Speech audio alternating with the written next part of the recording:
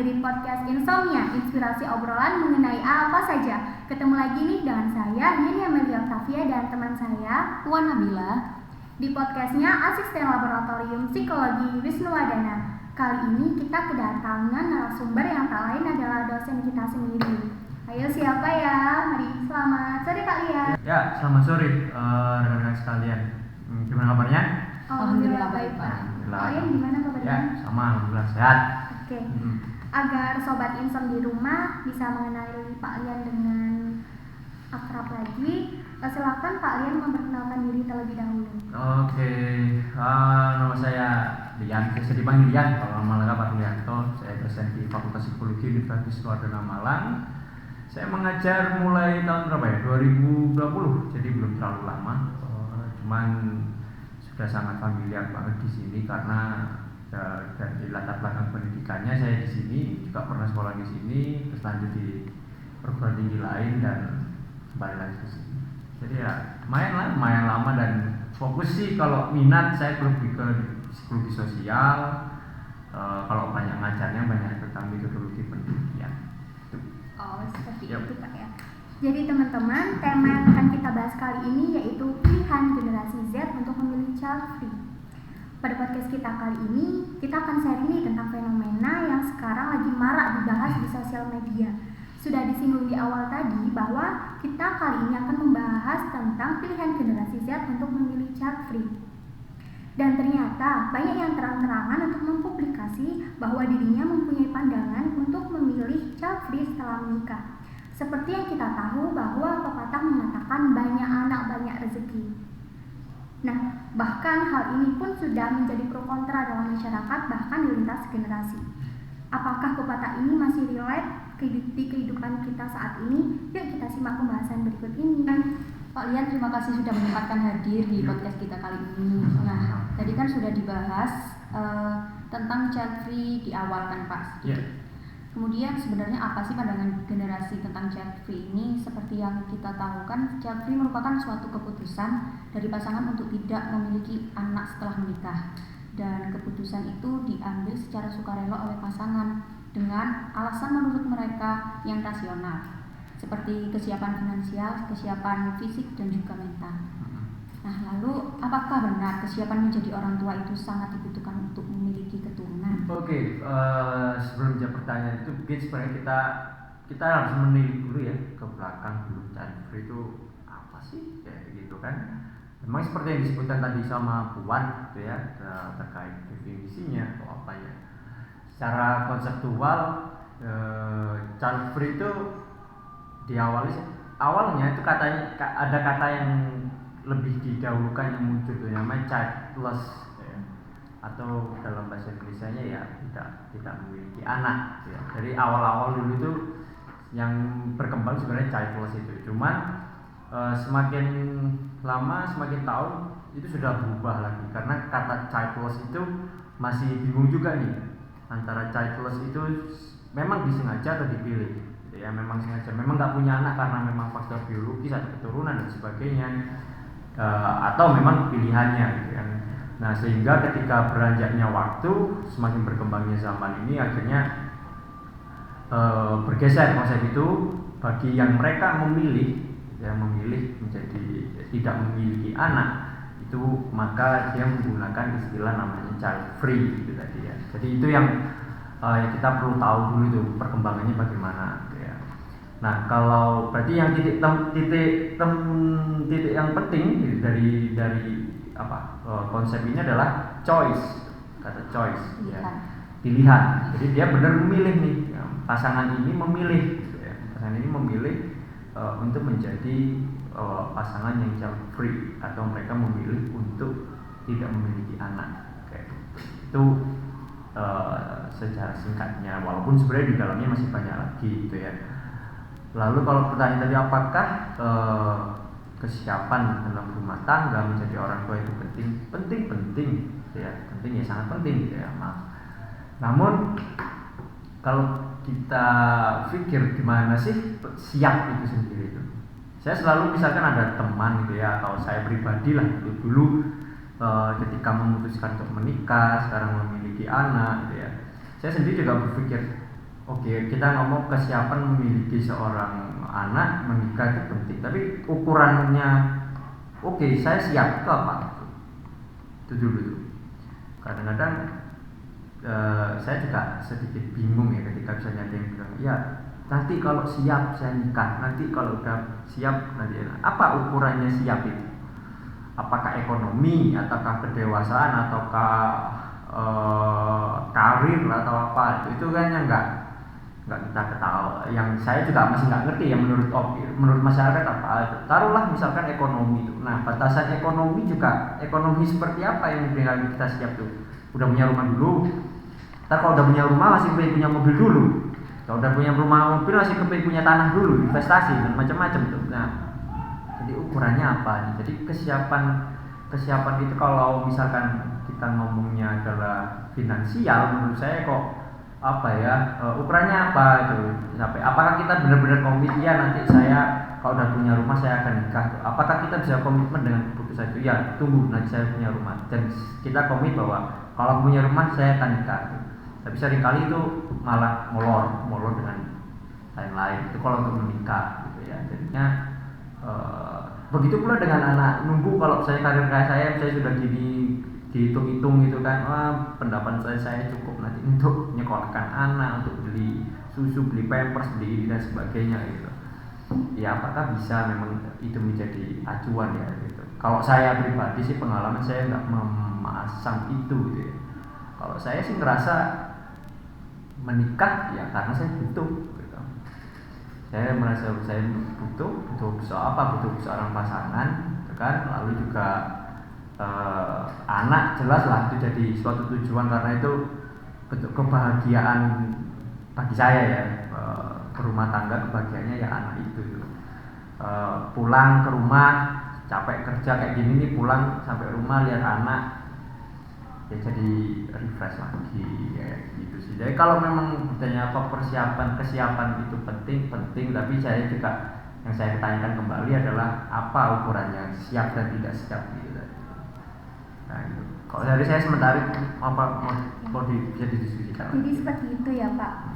Tapi menurut Pak Liang yang sudah pernah merasakan menjadi orang tuanya, pandangan Pak Liang tentang child free itu seperti apa sih Pak? Ya ini ya yang kayak agak yang ini jadi kontroversi kan gitu. Menjadi kontroversi. Bagaimana pandangan kita terhadap child free gitu. Kalau misalkan apa yang saya tahu, apa yang saya pelajari, saya baca-baca literatur terkait child free ini, istilah ini terlalu culture bound. Culture bound itu maksudnya terlalu dia ada akar budaya sehingga itu terbentuk tuh. Akar budaya mana ya? Sederhananya kita ngomong dalam budaya Barat, ada Eropa, ada Amerika, gitu. Walaupun memang akhirnya berkembangnya zaman di Indonesia yang dulu dibilangnya, kalau dulu kan cuma dipolarisasi ya, dibentuk Barat dan Timur gitu ya, kita ini Timur gitu kan. Kalau misalkan di luar gitu ya kita yang dibilang masuk kelompok Timur ini sekarang ya tampak kelihatan kerasa lebih Barat lagi. Nah kembali ke tadi itu kenapa dia culture bound, karena fenomena atau konsep child free ini sangat kental dengan konsep-konsep pendahulunya ya. Contoh misalnya filosofi misalnya feminisme kan sangat kental dengan Prancis gitu. Terus eksistensialisme itu juga sama di situ ya.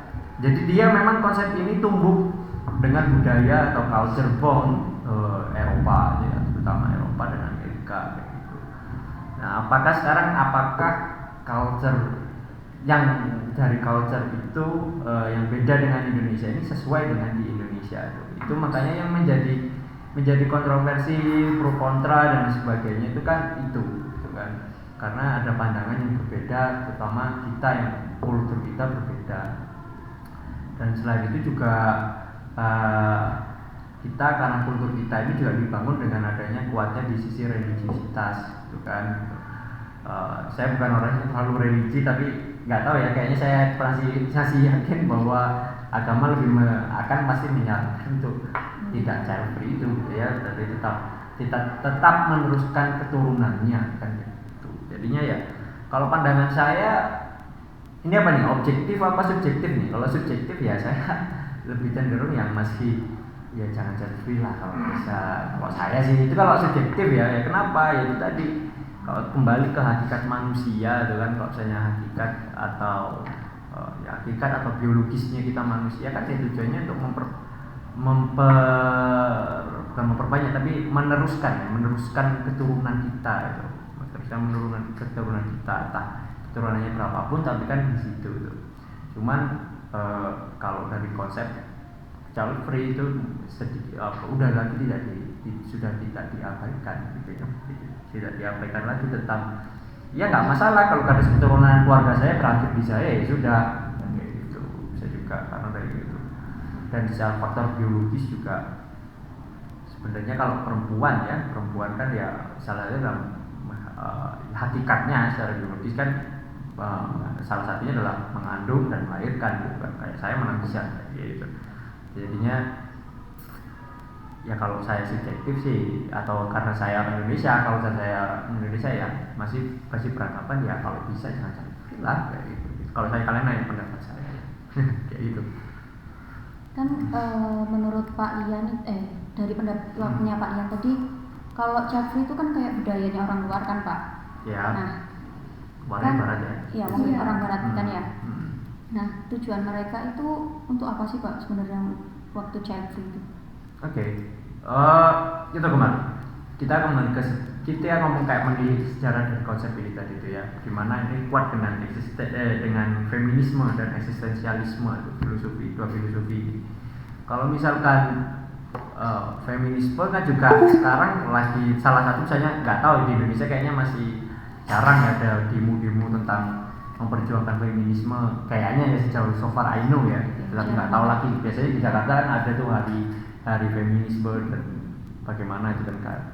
Nah kalau kan biasanya ada tuh yang di demo atau di orasi-orasi itu, kalau orang-orang feminis itu pingin saya perempuan itu punya hak juga untuk aborsi nih.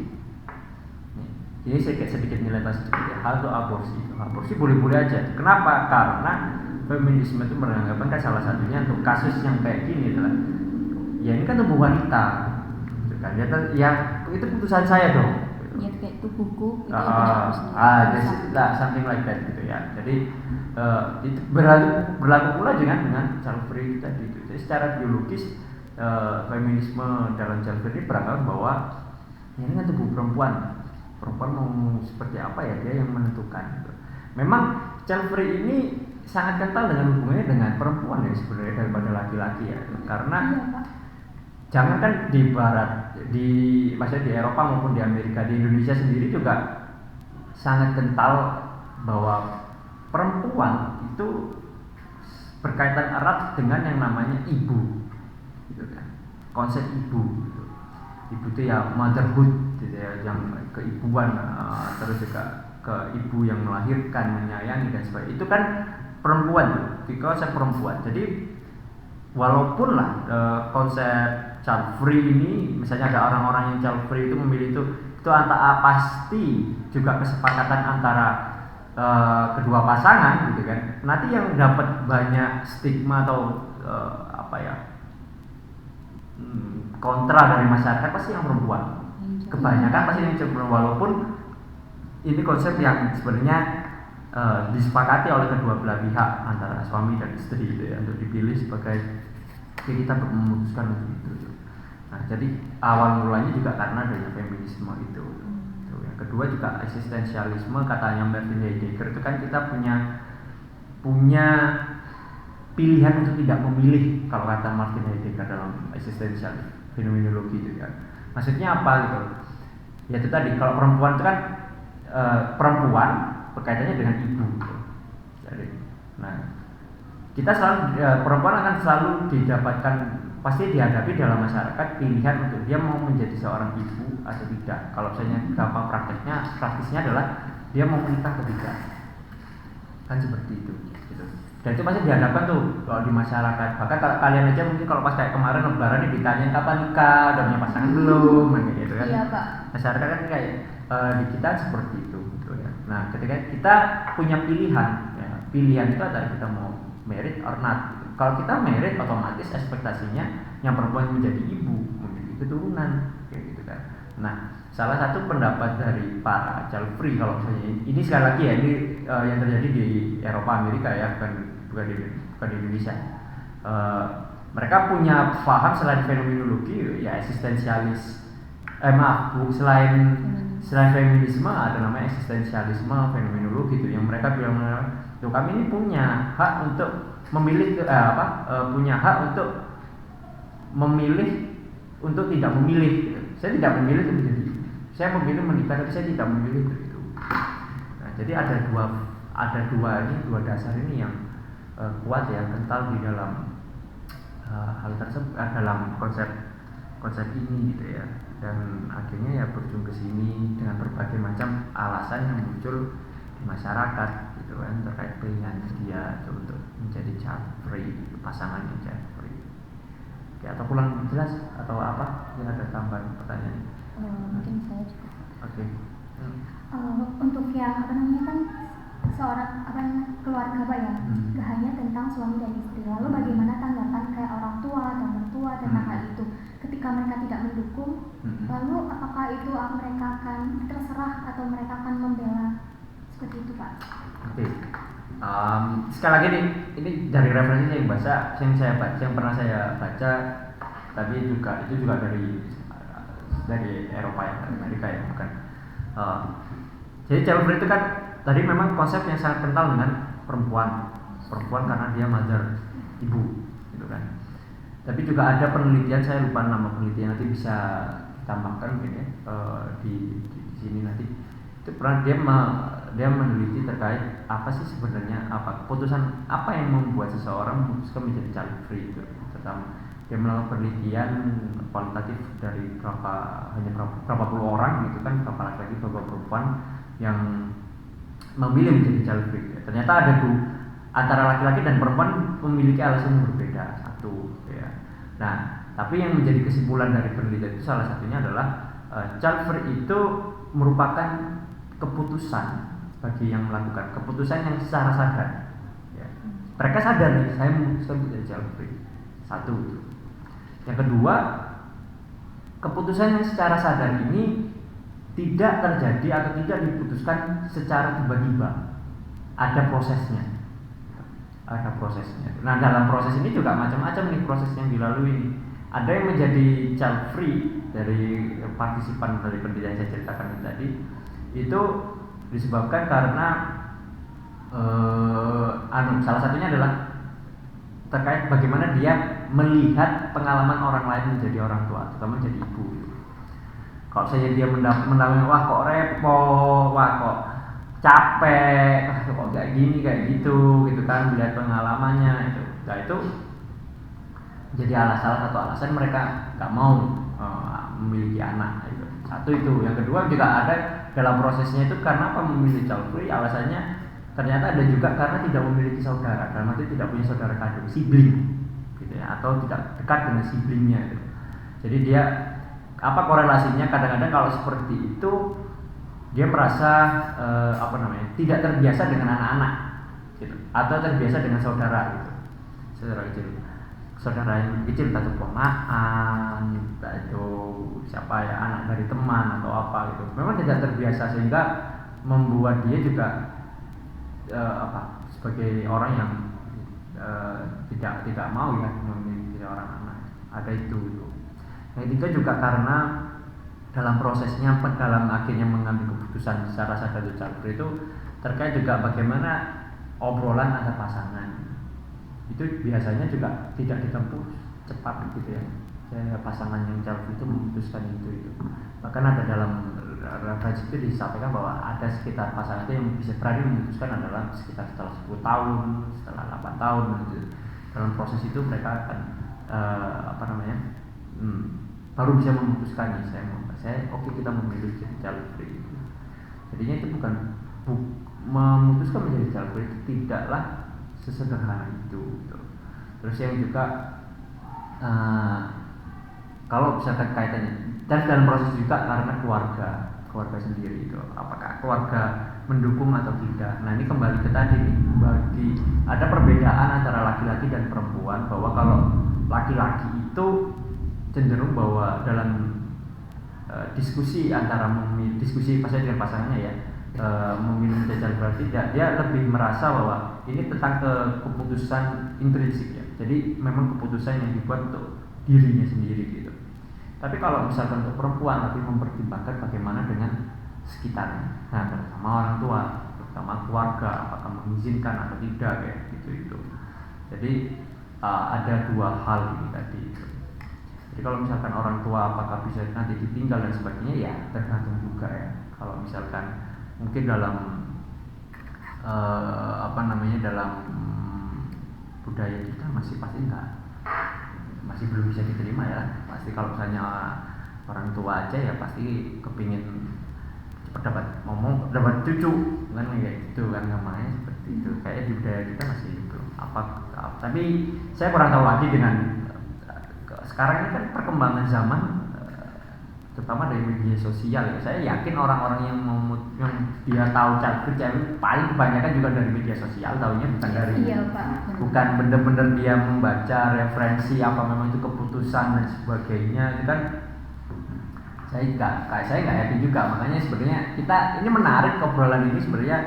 Ayo buat penelitian tentang itu gitu. Memang kalau misalnya menemukan orang gitu kan, seseorang yang atau pasangan yang mendeklarasikan diri we are Chelsea child free gitu.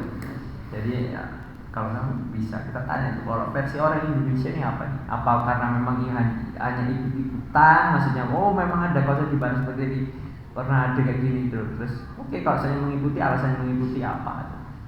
Memang kalau yang dari dulu kan yang ada kan anak itu kan dianggap kayak apa ya, kayak merepotkan gitu. Dalam artian salah satu alasan yang muncul dari pasal Jeffrey adalah mereka itu kan nggak bisa ini itu gitu loh. Saya kepingin ini karena udah punya anak, nggak bisa kan kayak gitu kan. Alasan itu, dua, ekonomi jelas dan itu juga. Jadi juga macam-macam. Dan bahkan maaf nih, bukan gender ya, saya bukan menyesalkan gender gitu ya. Bahkan penelitian juga membuktikan bahwa keputusan mengambil jet free itu, terutama untuk bagi seorang perempuan, itu disebabkan oleh apa?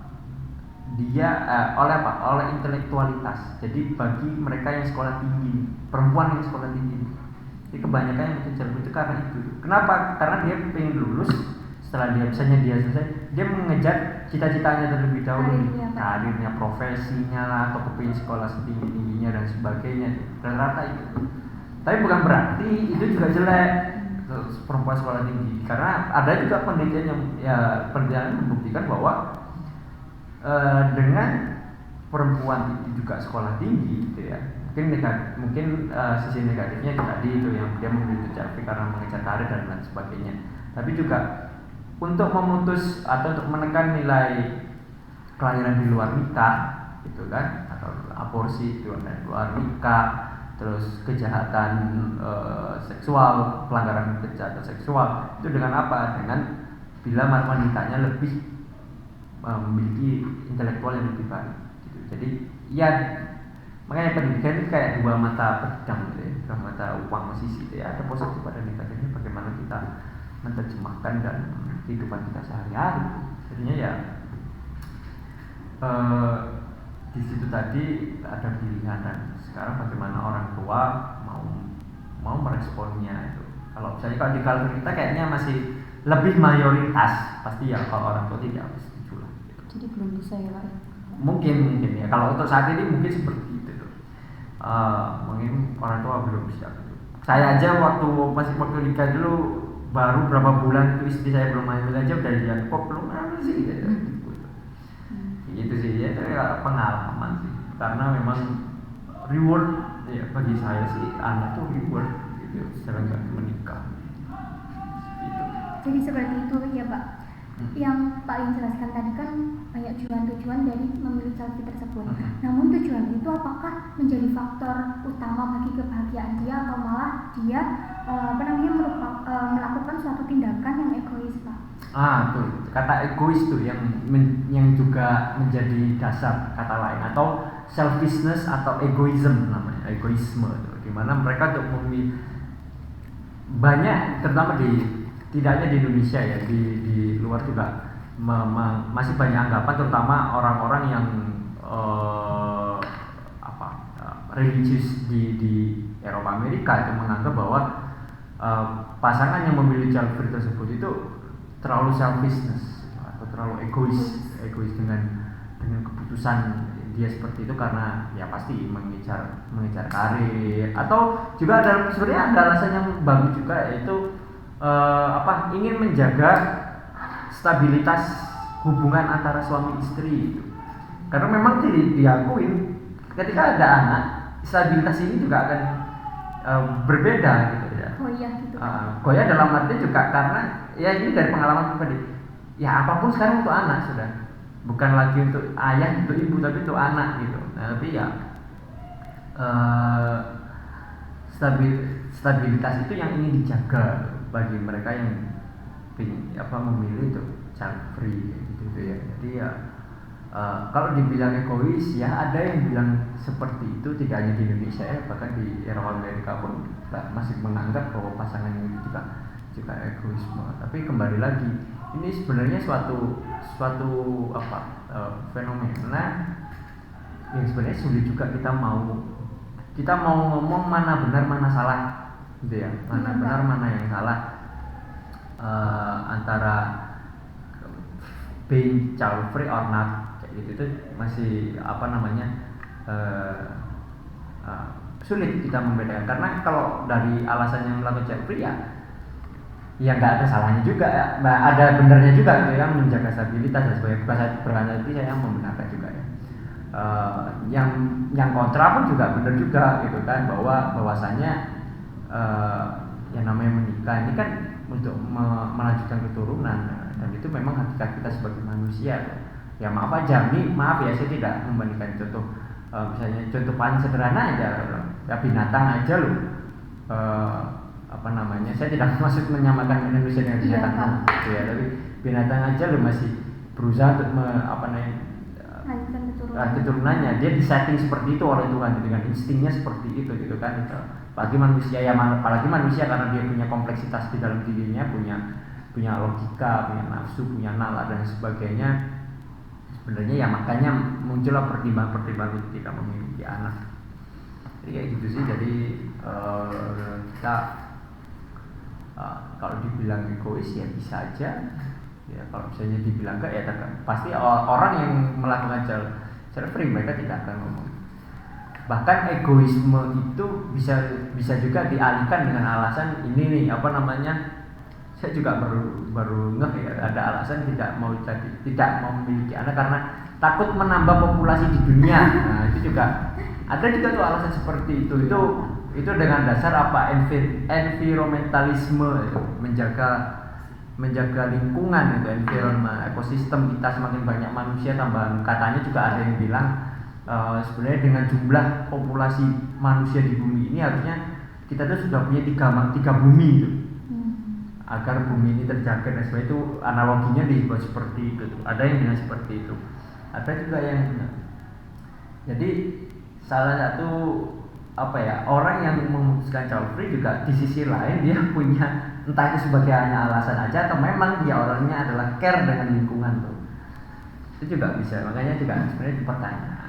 Jadi kalau saya sih sebenarnya lebih tertarik gitu ya, jika memang punya kesempatan. Mungkin nanti penonton di sini ada yang mau gitu jadi partisipan penelitian saya memang ada yang mau menjadi partisipan gitu ya.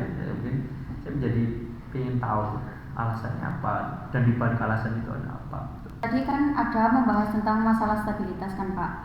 Kalau ada persepsi jika anak merupakan suatu penyumbang polutan atau emisi di bumi, kan seperti yang kita tahu bumi ini kayak semakin sakit, jadi banyak bencana gitu kan Pak. Nah hal tersebut itu kira-kira child free ini apa bisa diterima di masa depan? Nah kan kita tahu sendiri kalau di Indonesia ini kan masyarakatnya kepadatan kan Pak. Maksudnya mungkin orang-orang yang dengan child free itu menurunkan kepadatan di Indonesia gitu, biar lebih mudah untuk menjaga lingkungan juga. Tapi kayaknya enggak. Kalau gitu apa ya, anggapan kayak gitu tuh saya kok malah jadi kasihan sama anaknya ya, belum lahir aja, belum dilahirkan aja udah dapat Nah, judge. itu makanya Seperti tidak diharapkan. biasanya ada kok kayak gitu pandangan. Iya memang ada, ya memang ada. Cuma juga sekarang gini deh, kita coba kita buat per gitu ya.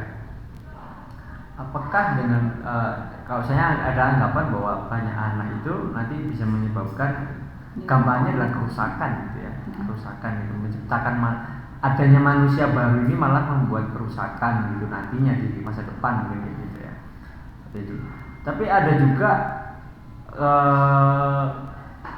di mana ya, di negara-negara lain, terutama di Asia ya, yang nggak perlu child free pun dia sudah child free gitu ya. Kayak misalnya nih kayak di Jepang, kayak di Korea mungkin setahu saya itu kan malah untuk harus memang punya anak. mereka malah negaranya atau pemerintahnya itu bingungan nih gitu.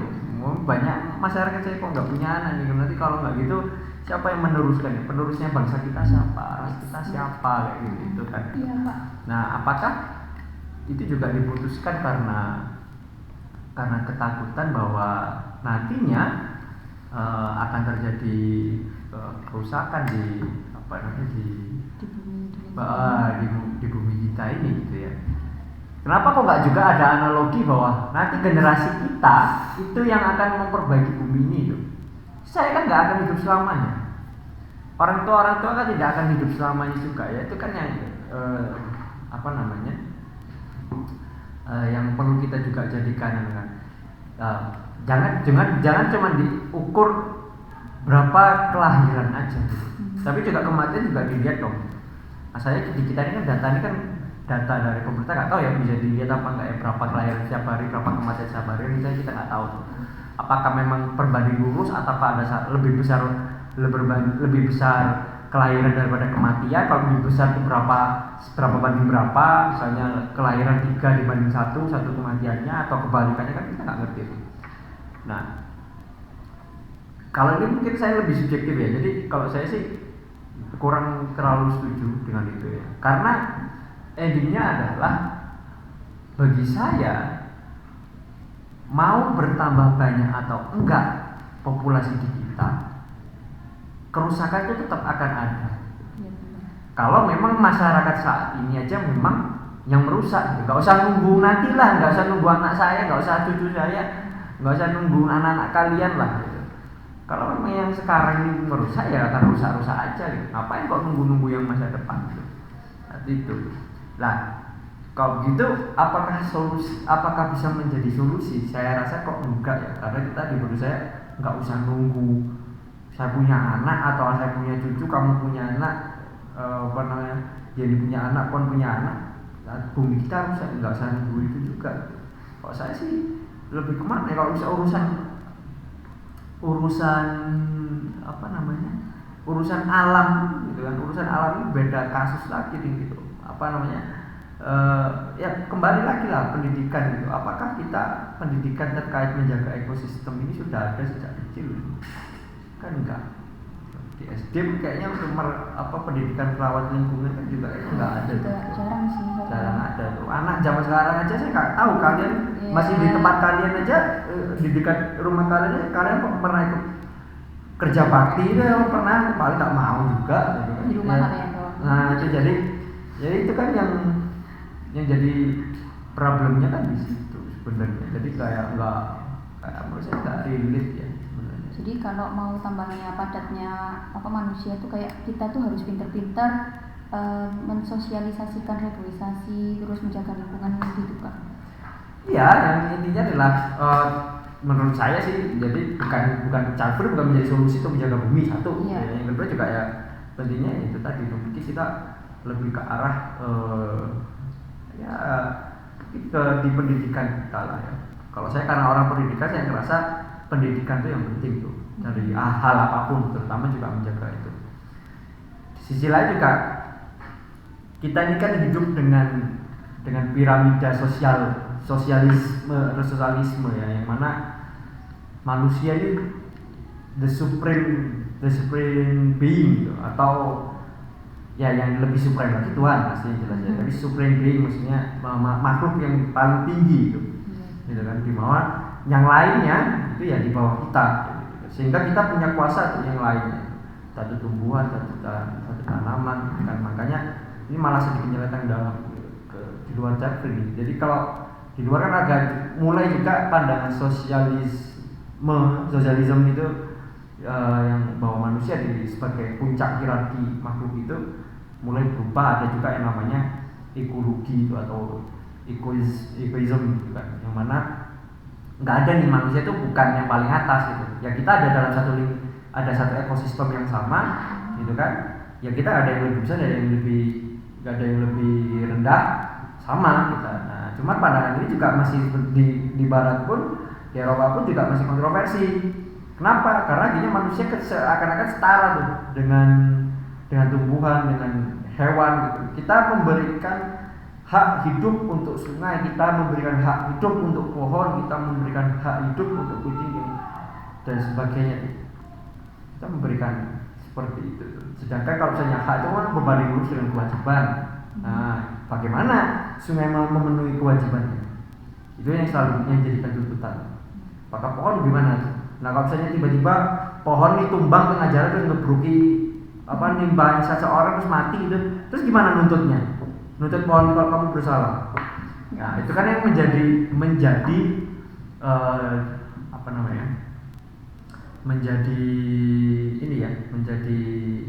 diskursinya di situ tuh. Makanya juga belum tentu juga tuh kalau misalkan kembali lagi ke awal bahwa child free itu sebagai ya, kok menurut saya malah kok itu dia solusi itu ya untuk merawat bumi ini kok malah menurut saya jadi pesimistis sekali tuh, pesimistis bahwa anak-anak kita akan merusak tuh, ya kan, anak-anak kita akan merusak lingkungan itulah, itu jadi orang itu mungkin persiapan tuh jadi orang tuanya juga mungkin. Atau mungkin juga mereka males ngajarin anak-anaknya buat menjaga lingkungan, jadi milih untuk child free. Nah itu juga ya malas tuh mungkin ya itu tadi ya, mungkin dengan melihat merawat anak itu ribet, merawat anak itu sulit, merepotkan gitu ya, bisa jadi itu ya. Cuman bagi saya ya merepotkan tuh seninya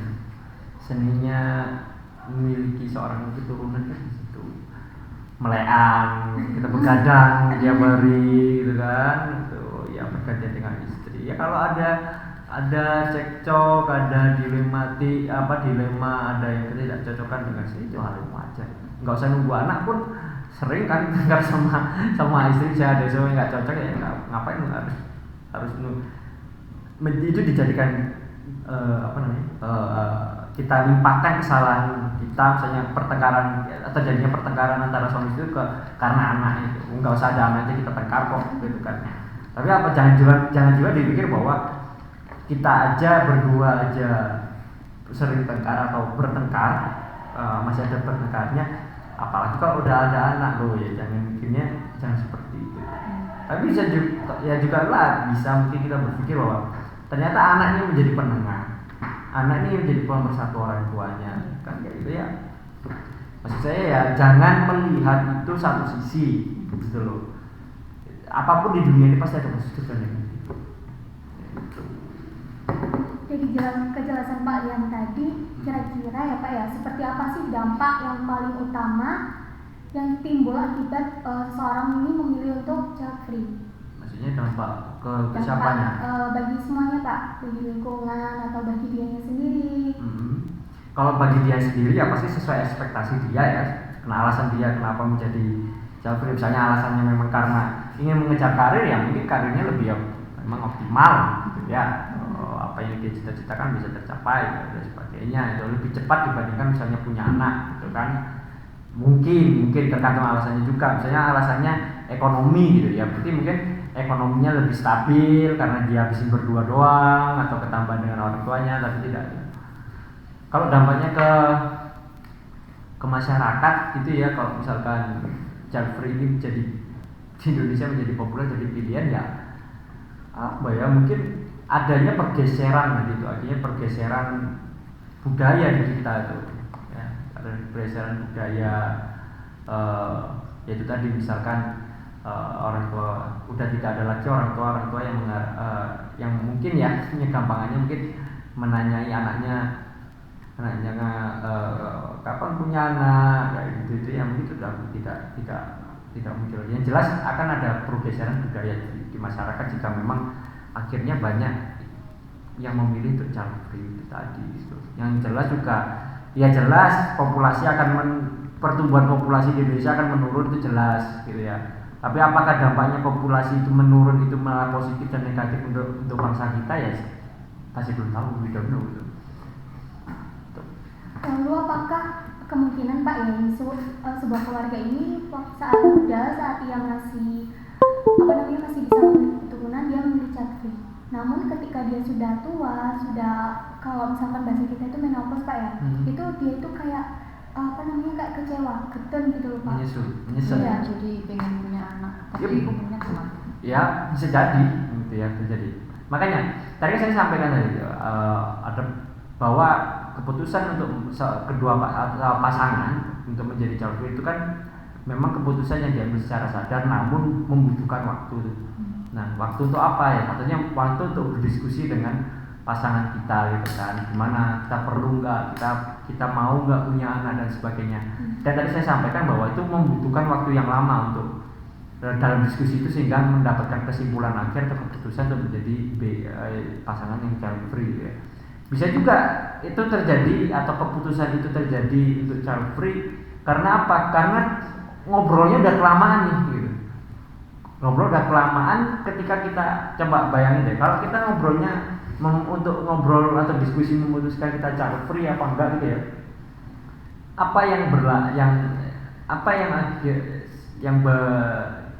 Yang bertambah alasannya.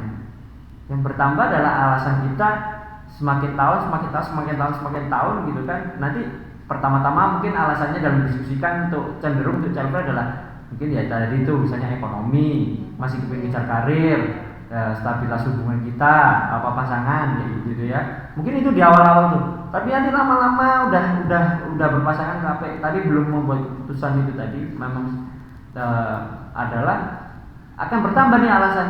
Wah, kita udah usia segini nih. Nanti kalau misalnya kita baru punya anak kita gimana nasibnya? Nah, malah itu juga kan karena waktunya itu juga lama gitu ya.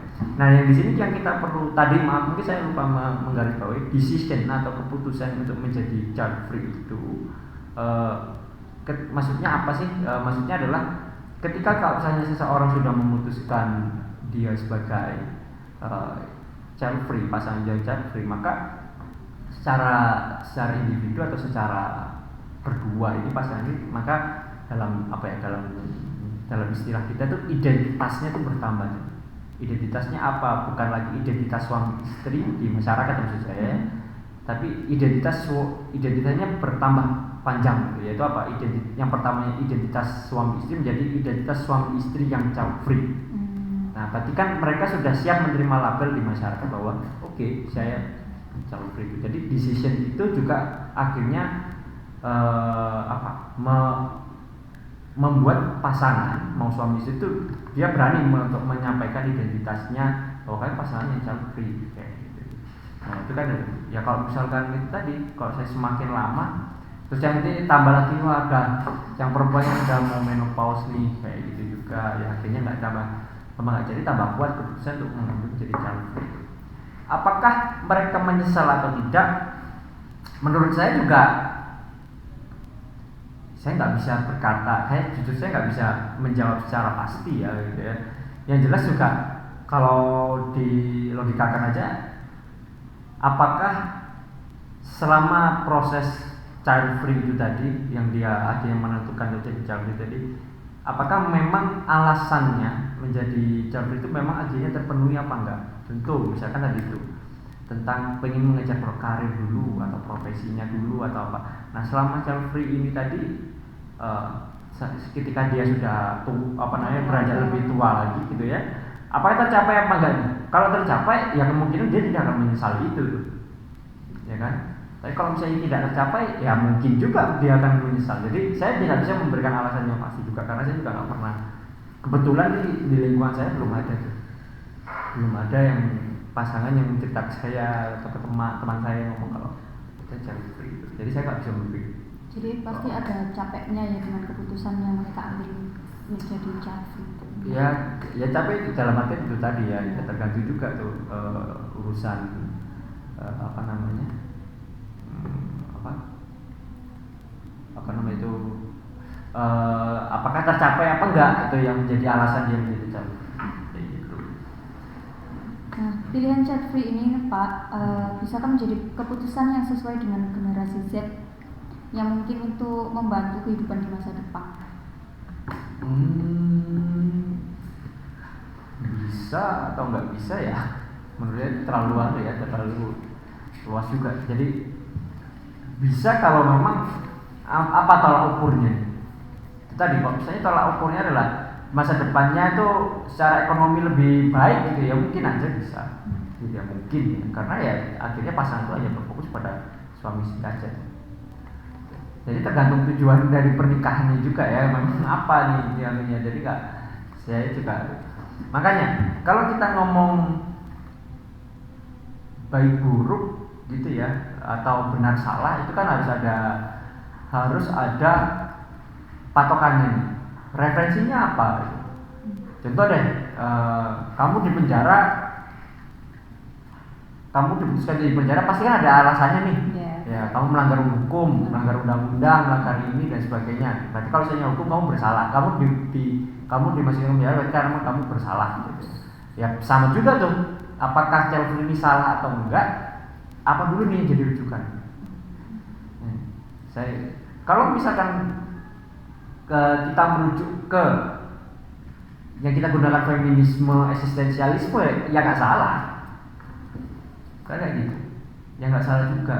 Tapi kalau misalnya acuan kita ke agama mungkin gitu ya, ada bisa dibilang salah kan kayak gitu. Jadi apa dulu nih yang benar salah? Satu itu. Terus yang kedua terkait dari referensi itu juga. Nah referensinya ada di mana dulu nih?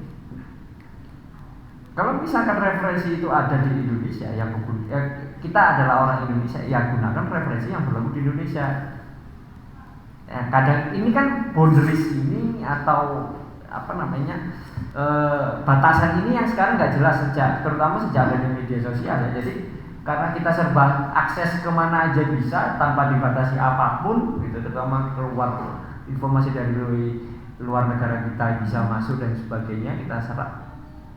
Jadi kan nggak ada nih batasannya, dan kadang-kadang masyarakat juga nggak ngerti nih batasannya. Saya harus mengikuti benar salahnya siapa nih? Benar salahnya culture Indonesia atau menggunakan culture luar. Nah itu juga kalau kita ngomong itu ya, siapa yang menegakkan ya luas tuh. Ya yang mulai dari pemerintah, yang mulai dari pemerintah pusat, pemerintah daerah, bahkan dari keluarga, bahkan dari pendidikan juga. Yang mengajarkan tentang benar salahnya versi Indonesia. Jadi jangan terburu-buru patok pakai istilah itu. Tapi ya gimana ya kayak kalian aja paling doyan sama Korea gitu kan, biasanya malah sampai merusuk sampai ke culture-nya mereka kalian tahu tuh. Tapi kalau misalnya culture-nya sendiri tentang batasan gitu, tentang etik dari atau norma atau moral dari culture kita sendiri kita mungkin sudah lupa.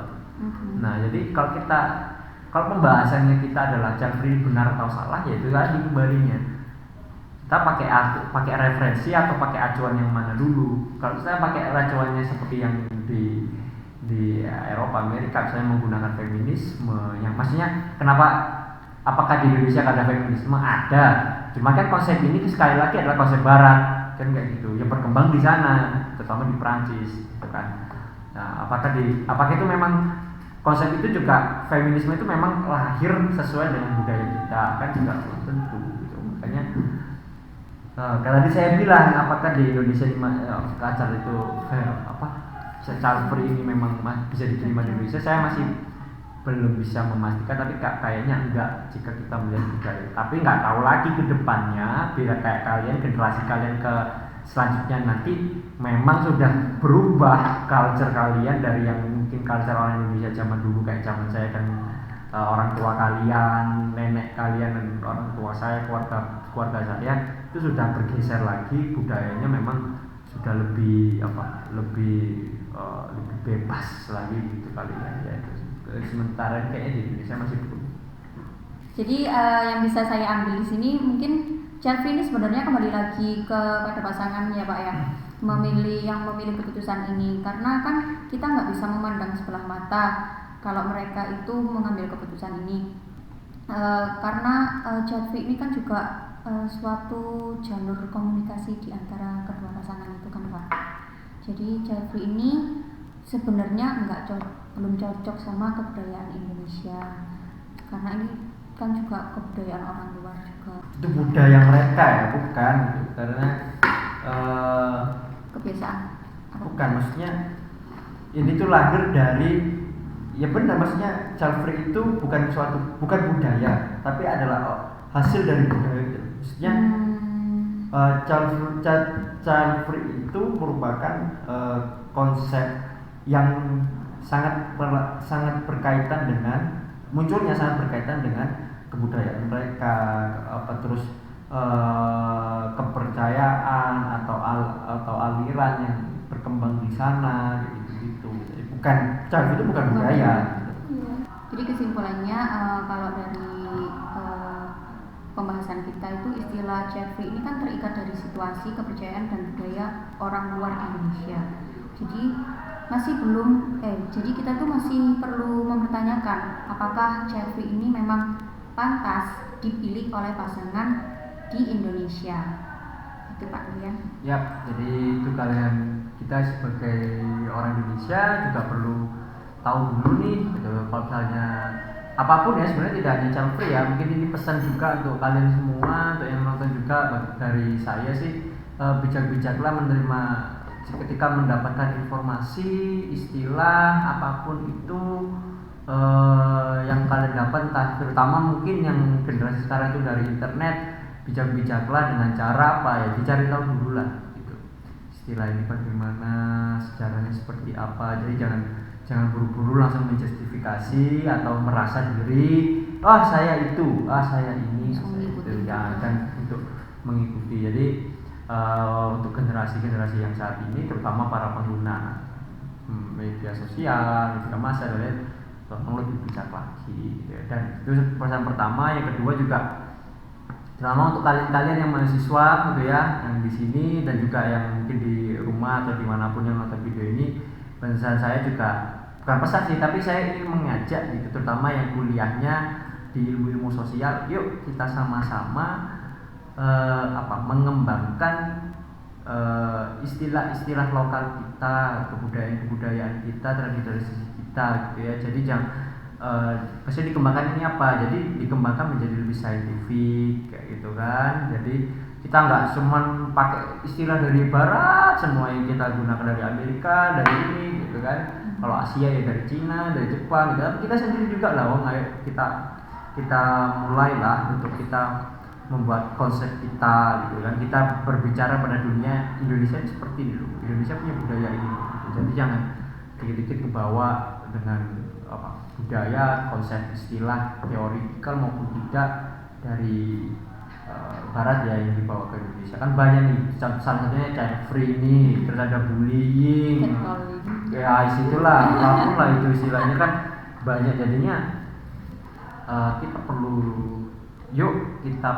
untuk melihat kembali akar budaya kita, konsep-konsep budaya kita, lalu kita saintifikasikan agar itu bisa diterima oleh masyarakat banyak, khususnya orang Indonesia kayak gitu. Itu mungkin pesan dari saya, 2 pesan itu, dan pesan dan ajakan. Satu pesan dan ajakan. Terima kasih kepada Pak Rian sudah hadir di podcast kita kali ini. Jadi udah banyak banget materi child free yang kita bisa tangkap hari ini. Nah, telah usai podcast kita di pembahasan child free hari ini, pasti kalian penasaran kan sama episode-episode selanjutnya. Jadi jangan lupa untuk ikutin kita terus di YouTube kita, di Spotify, dan juga di Instagram kita. Itu nanti bisa kalian lihat di deskripsi di bawah ya. Jangan lupa like, comment, share, and subscribe video kita untuk menambah wawasan kalian. Saya Yuni Amelia Octavia dan Puan Nabila pamit undur diri. Dadah.